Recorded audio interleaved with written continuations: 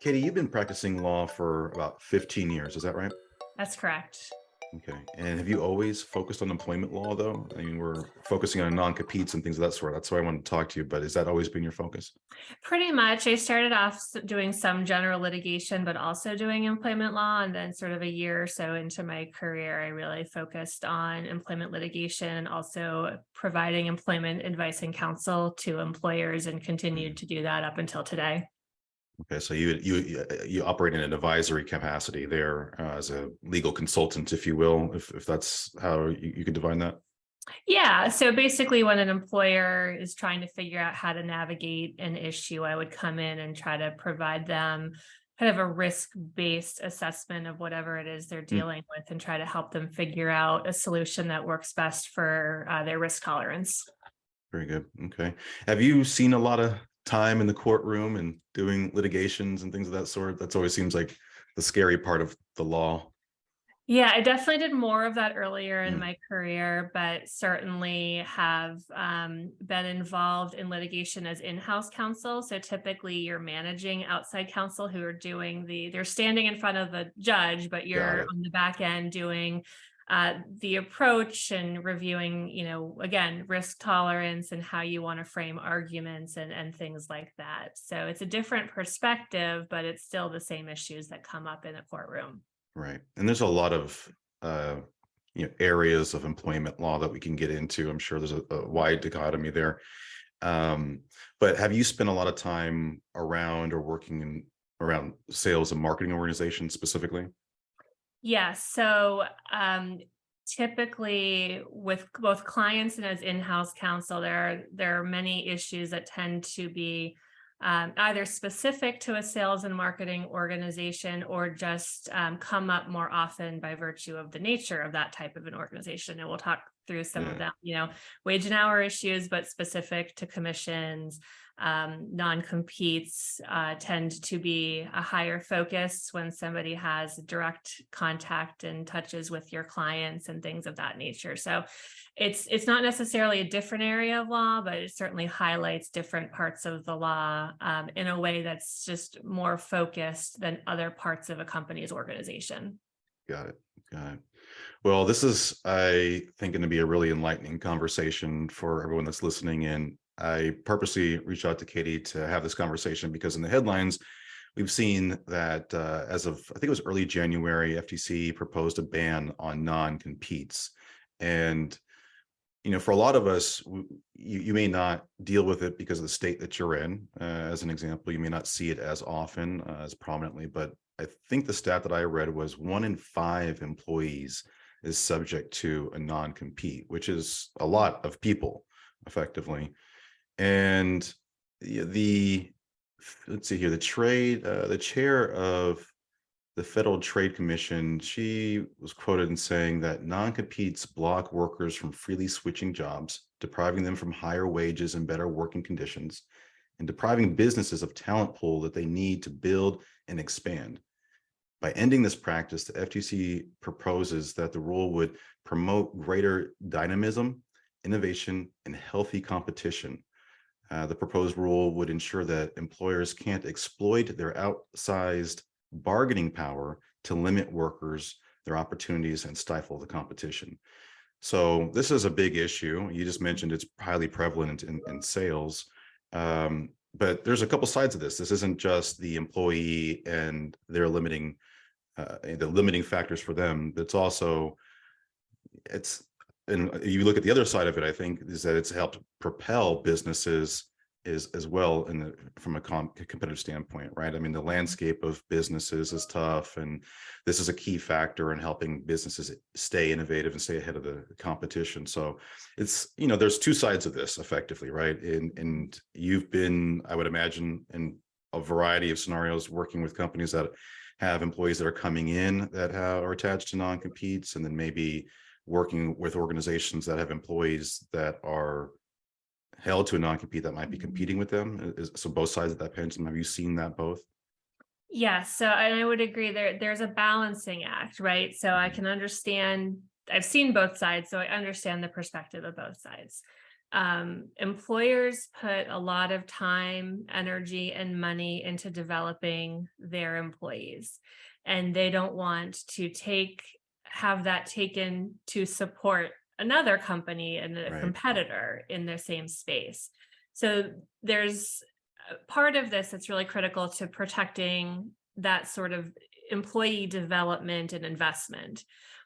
On the other side, there is I think a fair argument that employees should be able to work and earn money and support themselves, support their families, and not be unreasonably interfered with by their current or former employer. Right. So, I mean, I'm sure we'll get into some of the nitty gritty of both of those arguments, but I think when I look at non-compete issues, both of those are valid sides of the argument. It's just finding that balance that allows people to make a living Mhm. without kind of undercutting the investment that employers are making into their people, Yeah. which is critical for development of those employees as well. So it's not just that there's a benefit for the employer, there's a benefit for the employee. And if there's no incentive for employers to really invest in their people, that hurts everybody. It hurts the That's a market, it good hurts point. individuals, it hurts companies. So there has to be a solution that takes all of that into account. So are you saying that if, let's fast forward a year or two and this ban goes into effect, employers would withhold, the amount of development that they currently do, and there might be that would be stifled effectively, as well as their access to sensitive information that would be stifled as well. So there's a world where employees aren't being developed, they're not getting the access and opportunities maybe that they would have within the organization, because you're cut off due to the non-compete aspects kind of not being enforceable anymore. Yeah, I think I would look at it and sort of almost flip it and say it's going to start with the access, right? So if I am a sales rep, I may be limited to a very tiny piece of the organization. If there's a concern that if I leave and go somewhere else, Like I'll a be certain able to have territory specifically. territory, Mhm. just my customers. So and by virtue of that, you sort of automatically limit cross-functional learning opportunities. So if Exactly. I'm a sales rep in a particular line of business, and maybe I want to expand my knowledge and start looking at another line of business, my employer may think twice about that if they feel like, gosh, the more information that I provide to employees, the higher risk I am of them leaving and taking this knowledge with them. Now, there are other ways to protect that, but I'm just talking from the Yep. non-compete perspective. Yep. And so I don't know that it's necessarily that employers are going to say, oh, I'm not going to develop these employees. I think that's just going to be the fallout from some precautions that could be taken to limit access of employees to certain confidential and proprietary information of their employer. Fair. So let's say a scenario plays out, and I'm held to a non-compete, and I go to a competing company. What's kind of the worst case scenario there? So typically what you'll see happen is your former employer will say, okay, Derek has left. We're going to do a few things. We're going to dig in. Did he take anything with him that we can tell? What was his role? How critical was it? Who is the competitor? Are they a direct competitor? Are they big in the space? Are they up and coming in the space? And we're afraid they're going to use Derek to kind of surpass us in our market. And they're going to make an assessment on how hard they want to push it. What you will typically see when a company decides to enforce a non-compete is first, it's one of many claims. So they're looking at trade secrets, solicitation, contractual issues. So it's not like you get a complaint that just says Derek violated his non-compete. It's long. It's very long. It has multiple counts to it. And then generally the new employer is brought in as well. Particularly if there is that concern of direct market competition and that they feel like the employer is bringing Derek on specifically to hurt us and help them, right? So that tends Hmm. to be the mentality. It's kind of, it is us versus them when it comes to the companies that are involved. Um, Worst case, so there's sort of two parts to it. So when you bring a claim for violation of non-compete, first step is to seek a preliminary injunction that says Derek can't work for the new company, because if he does, the harm to the former employer is so great that it can't be measured. And so we just think that while we are working out the final logistics of whether or not Derek is allowed to go work for this company, we're asking the court to bench him so that he can't do anything that would impact former employer.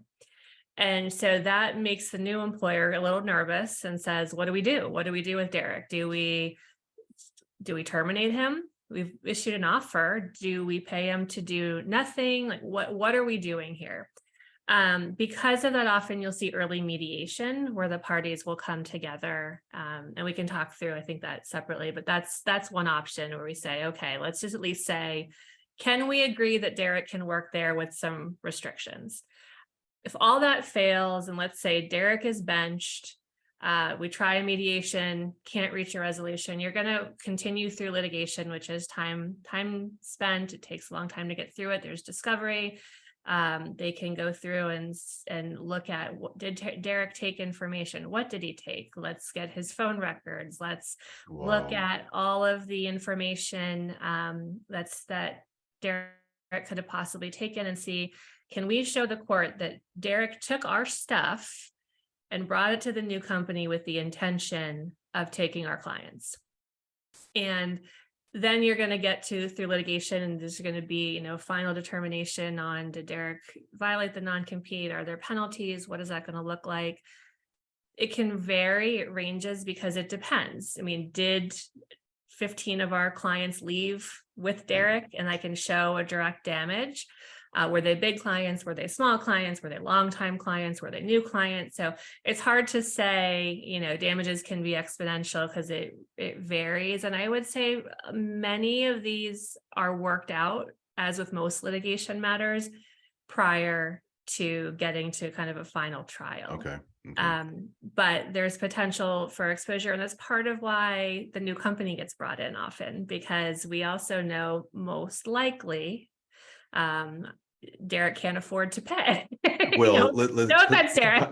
I know, Yeah, none taken. Well, give them some context though, right? Because we're not talking about a small amount of money. Example, Derek can't pay. You can pay. Well, I mean, this could be in the millions of dollars.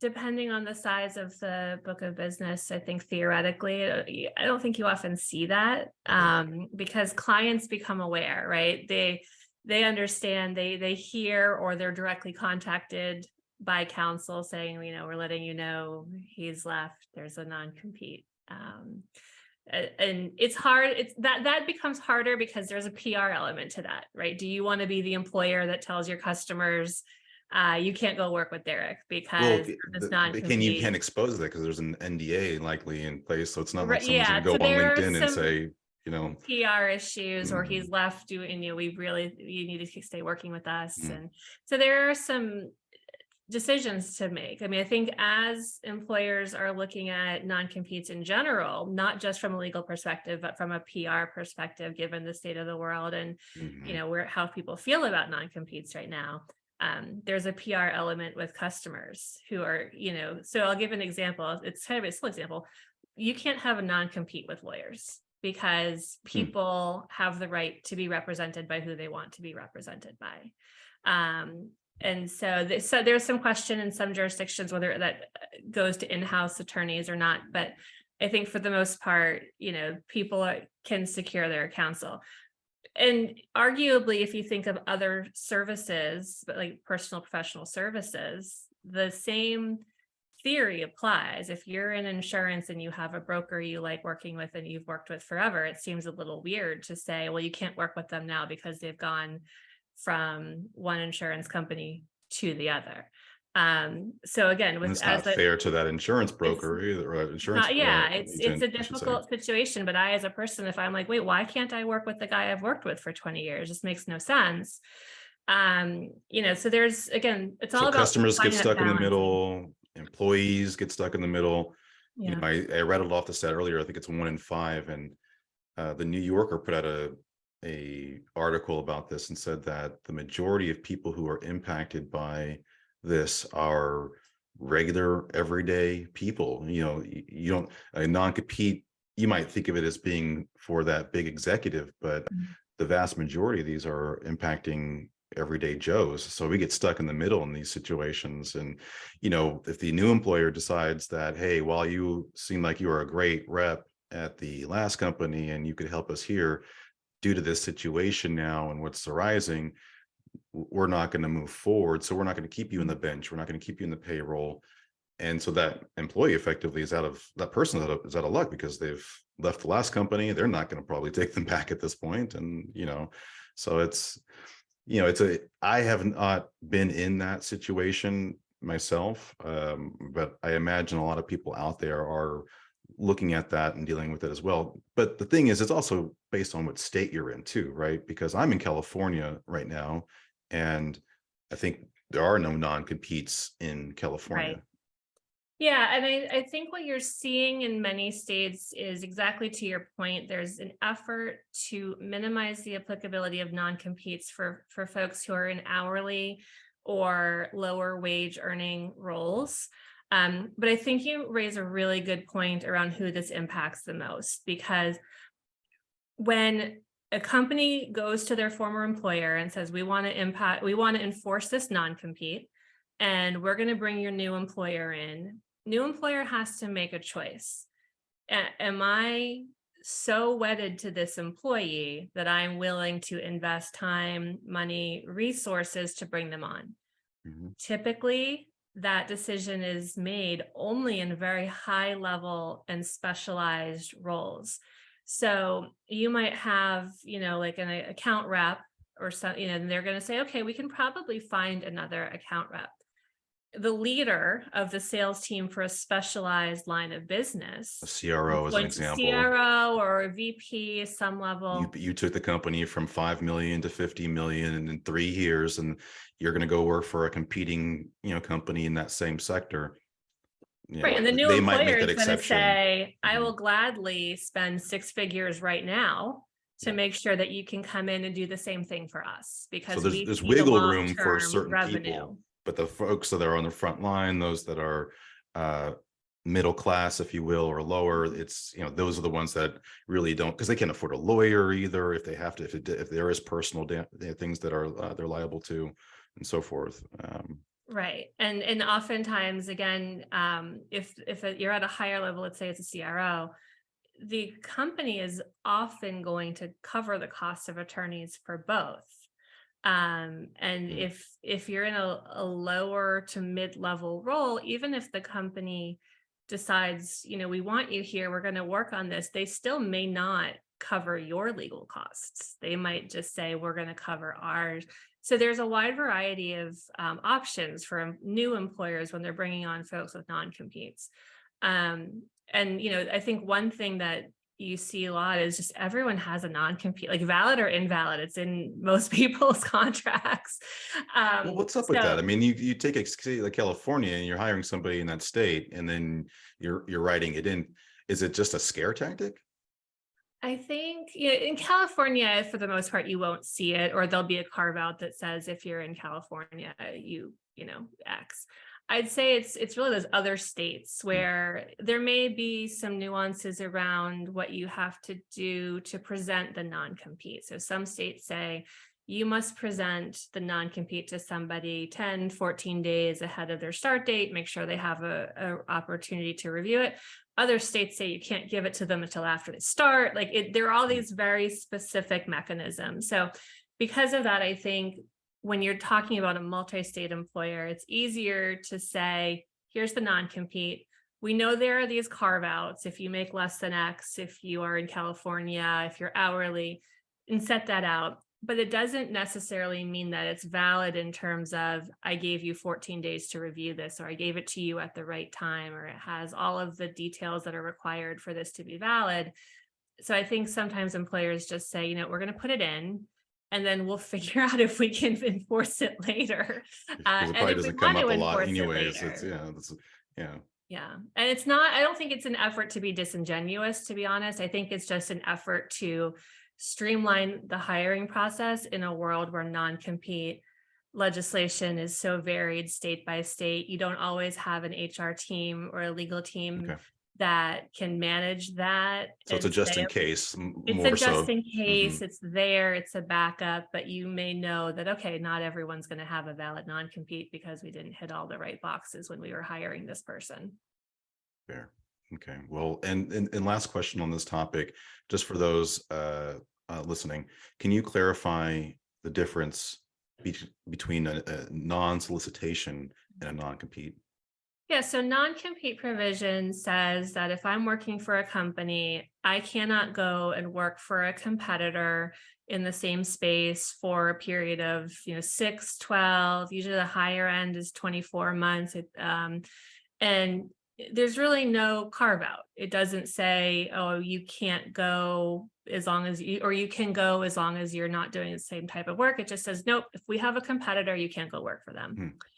Non-solicitation provisions are a bit more detailed and nuanced. So you might have a customer non-solicitation that says you cannot solicit or receive business from any of our customers that you worked with within the year prior to your departure, something like that. But basically, it kind of goes back to the beginning of it's protecting our customer base and saying, maybe we don't have a non-compete and you can go work for a competitor, but you can't touch our customers for a certain period of time.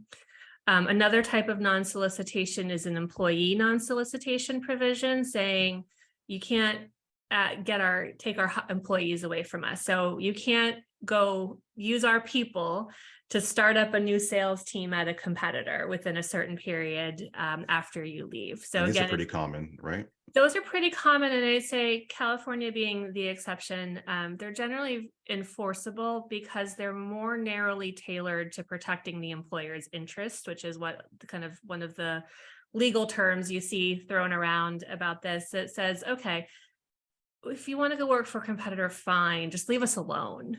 And Okay. courts say, okay, that's fair. He can still go work. And in most places, it's not, you can go find new clients, you can build business, you just can't bring your book over. The example I So used earlier was the territory example. So if you are a local market rep in Austin, as an example, and you're going to go work for a direct competitor and there's no non-compete, but there's a non-solicitation in place, it's okay that you go and work in, I don't know, the Pac West somewhere, Mhm. but so you're not selling to the same customers. Is that a provision that would be, okay, he can go work, but he's not competing with us directly any longer.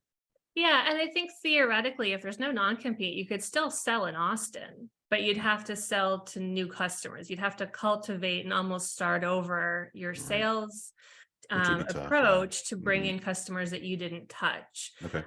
Where it gets a little tricky is when you're in the same market, often your customers come to you and you have to be really mindful of saying, I'm sorry, I'm really thrilled that you enjoyed working with me, I'd but love to work with you, I but can't however, accept your business at this time. Thank you. call me back in Um, 364 days. or yeah, maybe don't say that, but yeah, Okay. it's I'll call you back. Don't call me. I'll call you. okay, yeah. Yeah, because this conversation might get tapped. They might pull this text message. They might pull this email because, like you mentioned, the subpoenas get pulled. That level of detail and scrutiny that they go to. That's Absolutely. And yeah, you want to be able to show you didn't, not even necessarily that you didn't respond. I mean, that's fine, but also it is helpful to say, look, here are the text messages where I said, I'm sorry, I can't accept your business right now. fair enough. Okay. Yeah. Well, I appreciate that insight. I want to spend a little bit more time with you on a couple other issues that are highly pertinent to sales organizations. And so if I'm a revenue leader or if I'm a salesperson, I think, either whether individual contributor or leader, this is some valuable insight as well. So in rapid fire, I want to go down layoffs, commission plans, and performance management with you in the last couple of minutes that we have. Okay. From a layoffs perspective, give us your perspective, if you can, on the issues that we're seeing in the headlines, right? There's a lot of layoffs happening right now. What's the thought process that goes into letting people, because I think the issue that we're hearing most often in the headlines is the lack of communication, the way that the layoffs are being handled. We know that layoffs are a fact of business, but it's the manner in which organizations are going about it. And so first of all, have you, or can you say, have you been part of a layoff? And have you helped advise organizations through that process? Yeah, so I've done that throughout my career. Unfortunately, there are times when it is happening more often than others, and I think it's fair that we are in one of those times right now. Mhm. And I really think you've hit the nail on the head. Communication is so critical when it comes to a reduction in force. And what you tend to see happen is, I think it's just a nature of cyclical markets, right? Things are great. Things are great. We spend money. We can have more people. We can have a bigger sales team because we can afford it. And then as the market contracts, just naturally, if you're making less money as a company, you can't afford as many people. So what you tend to see is that there's I don't know if directive is the right word, but you get the note from finance, hey, we really need to cut budget by 10%. And then you see leadership across the org looking at, can I reduce layers in my org and kind of remove some of those like mid-level managers? If I have 10 account executives, can I get by with 7? So you start to see these decisions that are intended to be really strategic. Term And often I known as think flattening, I believe. flattening the organization, reducing headcount. And I think what people don't often see, because I don't think communication is always forefront of mind when people are doing these RIFs, is that level of thought that typically goes into it. I'm not going to say every company does it well, Right. but the companies that I have worked with, I start with, what is your mandate from finance? What is your process? How are you talking to your managers about their selections? Obviously, we're looking at it, making sure people aren't making decisions that are discriminatory and are basing them on legitimate business need. And so you kind of go through this very detailed, and it's a long process, even if it's done quickly. People are in meetings for hours upon hours looking at almost every name. It's very tedious. And then I think the part that often gets missed is sort of, how do you communicate that? I think what happens is, if you have a smaller reduction, it's easier to have individual conversations and say, kind of have your HR team plan how to have conversations with people, as opposed to doing, like group calls or emails. And I Black think messages at 3 a.m. Yeah. getting locked out of your email, whatever it is, all those horror stories that we're hearing right now. I think the right way to do it is, when you start at the beginning, is having somebody who's focused on comms, right? And starting to think through, how are we going to message this to people? Maybe we can't sit down with every single person because we're doing a 10% reduction. It's 1,000 people, and we don't know how to have those conversations, but figuring out, okay, if we do a town hall, if we have to do it, how do we message this so it's not just, you don't have email, you're laid off by? Because it doesn't matter how thoughtful you were at the outset and why you made the decisions. If no one knows that, and they're just seeing that they no longer have access to the job that they've been working at for 10 years, everyone's going to have a bad taste in their mouth. So I think the communications is a huge part. There's all sorts of compliance issues. I think we saw with Twitter publicly, there were questions about whether they complied with the WARN Act, which requires certain notifications depending on the size and location of employees who were terminated. Obviously, there are discrimination rules that have to be accounted for. US doesn't have mandatory severance, but if you're looking outside of the US, there are local requirements on notice periods and severance payments. Inside the US, if you have a severance policy, you have to abide by it. So there are all sorts of compliance issues that go along with that. But I will say, my personal opinion is, none of that matters as much as how you communicate to the employees what's happening and why.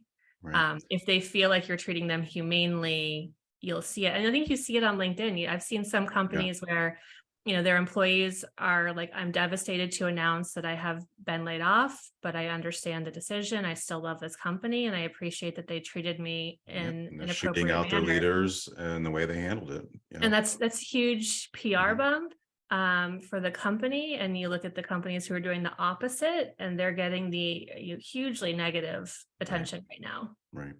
Well, the thought process I want to ask about quickly on this, and we'll move to commission plans next, is there's a theory, I think, amongst most employees when these things happen, or at least when they're surprised by it, is that the lack of communication is due to the fact that there's a risk in attrition and lack of productivity. If we tell them this is coming, they're going to stop working, they're going to leave. And so can you dispel that, or can you affirm that to any degree? So what I have seen is that when it's done right, you minimize those risks of attrition. So Okay. if you say, okay, we had to lay off 10% of our workforce today, and you do a town hall with your CEO where they come in and they say, here's what's happening in the market. Here's how it's impacting our company.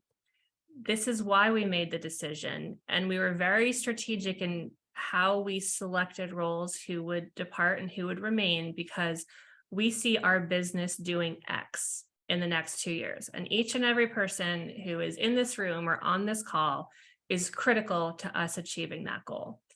That type of communication where you explain what you did, how you came to the conclusion, and what you're doing next to make sure that the people in the room are safe. Obviously, you can't guarantee anything, but if you can show that you've put thought into the future of the business and the future of those employees, you don't see the kind of attrition you do when you see 10% of our workforce was terminated yesterday. We don't know why. We don't even know if they're done.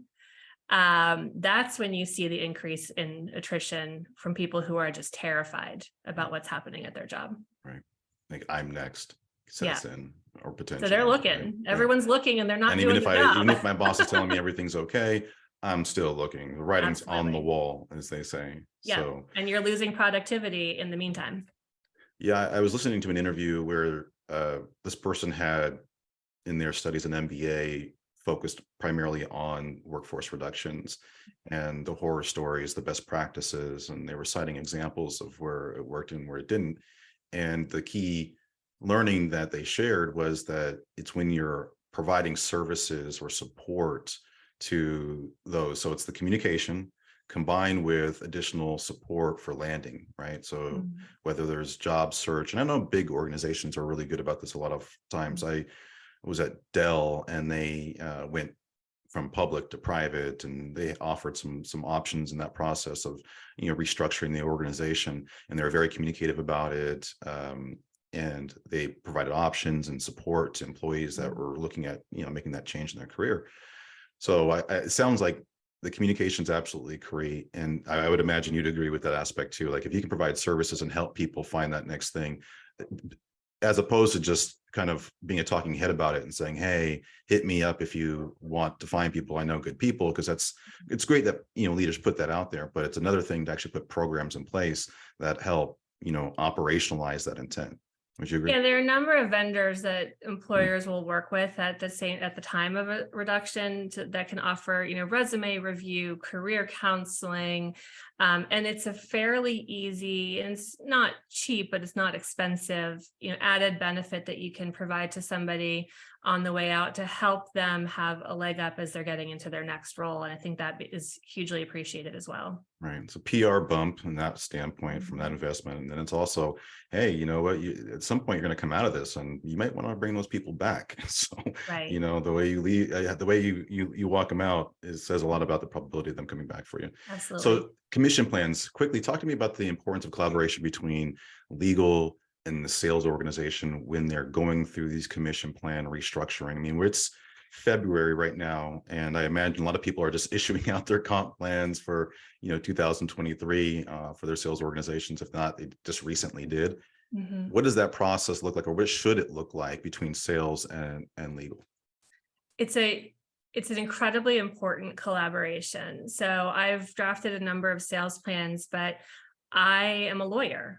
I'm not a salesperson. I can't sit there and say, this is how your comp plan should be designed to drive certain behaviors. So I can say, okay, if that's how you want to pay people, here's how we're going to write it up.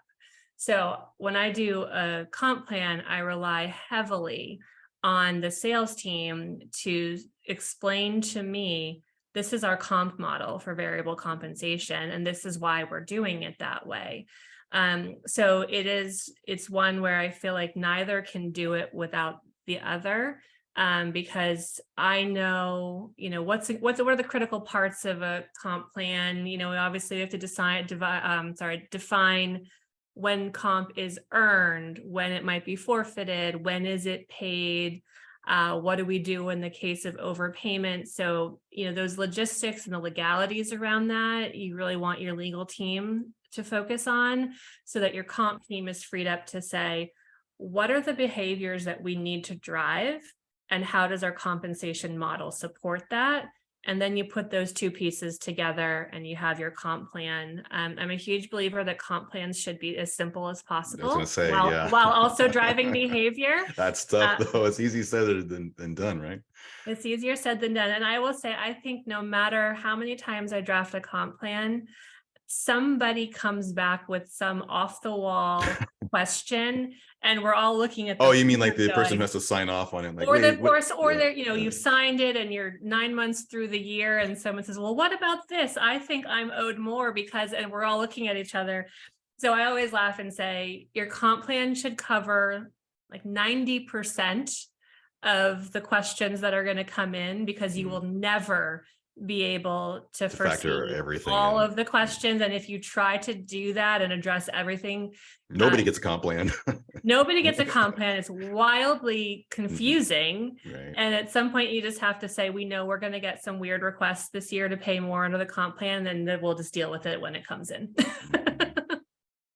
Yeah, that's the constant discussion. I was speaking to a lecturer from Harvard about the idea of taking salespeople off of commission plans.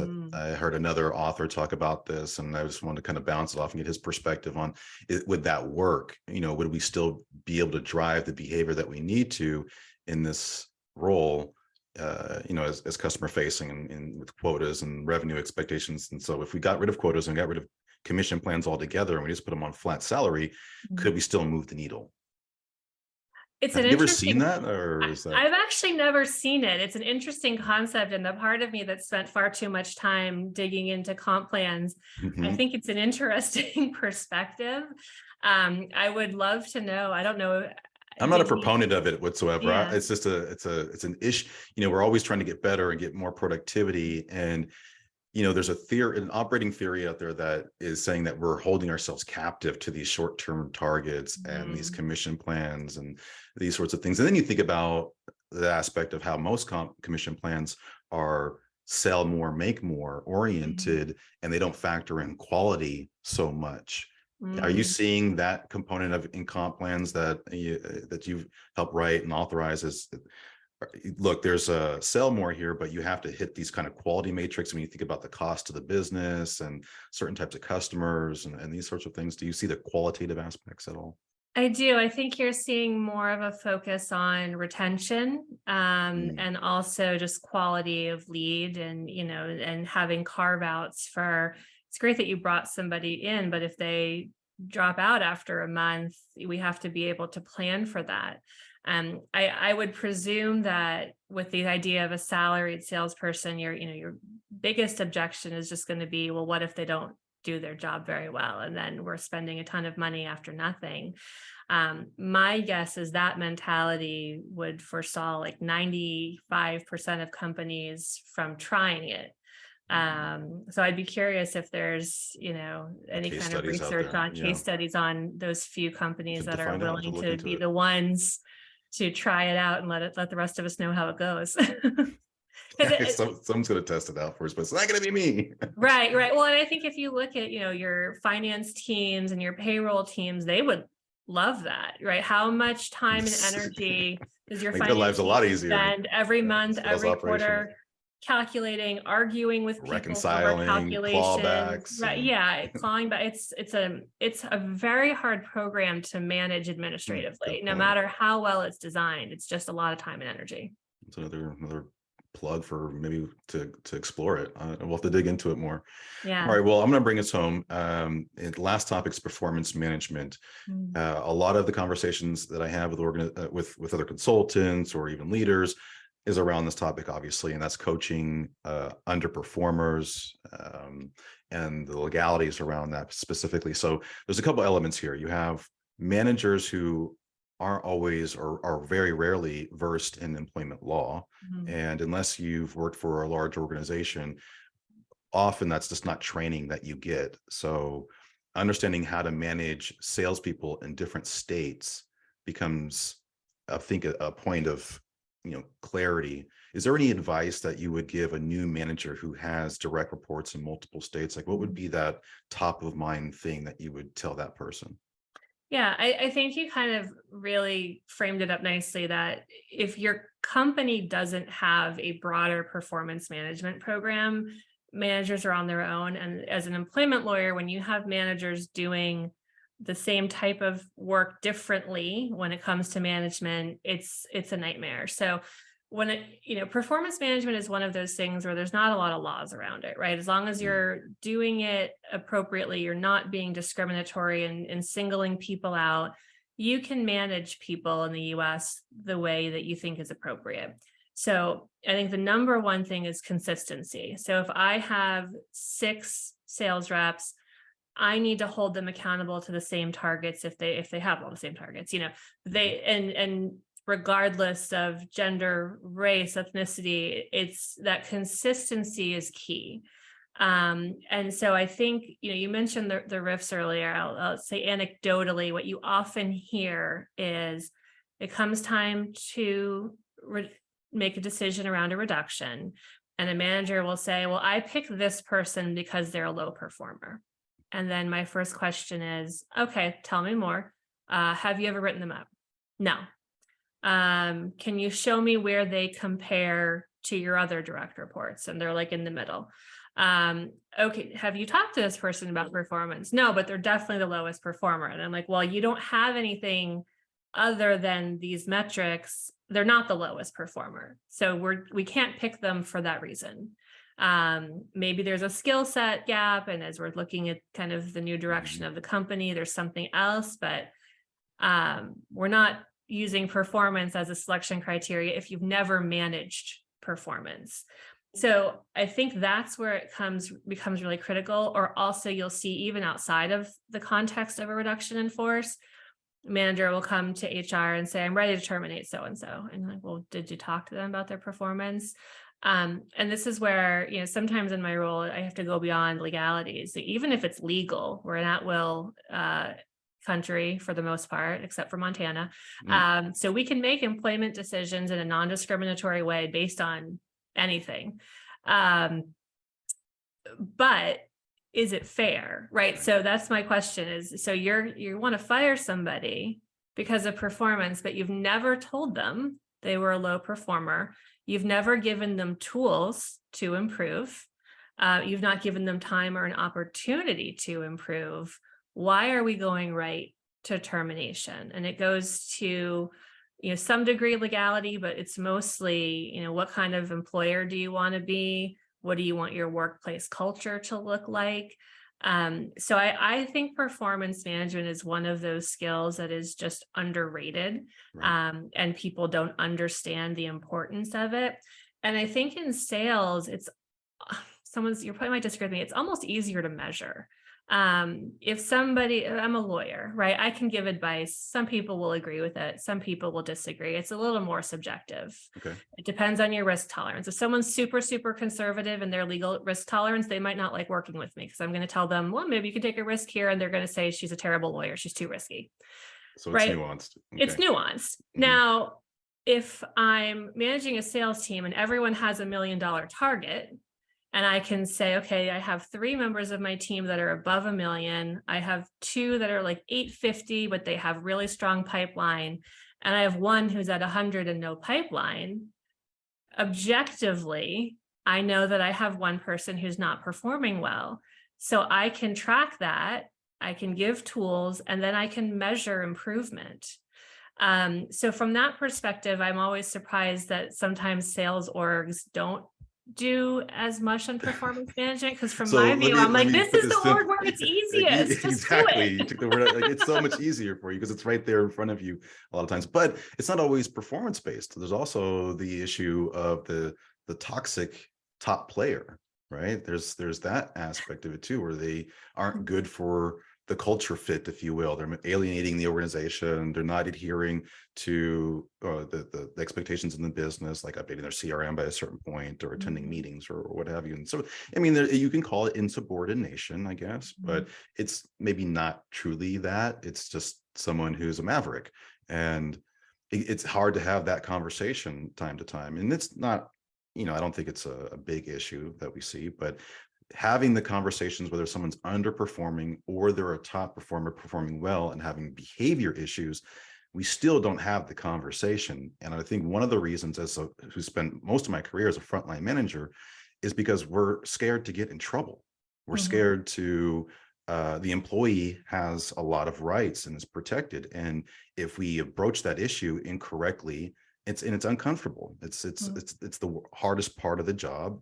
And we're just not really trained for that. Most of us as sales leaders have come up being really good at sales. And like I said before, it's just that's that gap in the training. It doesn't, schools don't, unless you studied business administration, you might get some lessons there. But my point is, it's just we're not prepared for the conversation. We're scared to get in trouble and these sorts of things. And we don't have a legal context of like that risk tolerance that you're talking about. I think as a frontline leader who's scared about, worried about my job and providing for my family, I'm going to err on the side of caution and, maybe just Mhm. avoid that conversation a little bit longer than I should, which we Yeah. know isn't necessarily good for the business. No, I think I do think that it's relatively common. It's sort of the rock star salesperson who has behavioral issues. I've seen it more often than I would like to Mm, admit. I think part of it too is if you're the manager, right, and you're sales driven, you are a sales driven manager, which is why you're in that role. And you look at your team, and let's say using my 6-person team example, and I have that one low performer who's 900,000 off target. Then I have this rock star who's triple target. When I go to my manager and I show my team's effort, I'm still above target because I have one person carrying a huge portion of my team's quota. And I don't want to upset that person because now, as the manager, my performance is being measured on the rock star who is difficult. there you go. And I don't want to rock the boat because of that. So I think, again, it's culture. It's empowering managers to say, the way we treat each other in the workplace is more important than how much we sell. Because if we are intimidating other people or being disrespectful, potentially discriminating against other people, our employment culture has to be that I don't care how good you are, that's unacceptable. Because what's going to happen is, you'll, as an organization, you'll terminate 5 other people for making inappropriate comments, for discriminating, being biased, but you've kept this one guy, and everyone else is going to Or say girl, he's yeah. discriminate. This Sorry, or girl, or girl. see, Um, they're just scared to get in trouble. yeah, scared of getting in trouble. This one person is going to, they're going to say, why is this person allowed to treat me like this? Right. Oh, I Just get it. Yeah. because he or she or they is They're a operating by a different set of high standards now because, performer. right. Yeah, the world is different for this person, and that's not And okay. that's ingrained into the culture of sales over time, because we've seen it time and time again where the sales culture that I grew up in is that you take Friday off to go golfing because you're so Mhm. above quota. When your manager says you need to be in a sales meeting, it's like, I don't have to be in that was bred into us. And that was part of the reward mechanism. And when you got above quotas, you got treated special. And Right. so we're in a new day and age now. Key, this has been tremendously enlightening. I've learned a lot. I'm sure the listeners have as well. Where do you want to point people to connect with you or learn more about what you're into? Absolutely. So you can find me on LinkedIn. I'm Katie Kiernan Marble. And I also, I'm managing director of global employment law at modCounsel, which is a concierge law firm with 6 practice groups outside. And so we're not just employment law, but that's my Mm, focus. And if people want to get more information about the work that we do, they can find us online at modcounsel.com.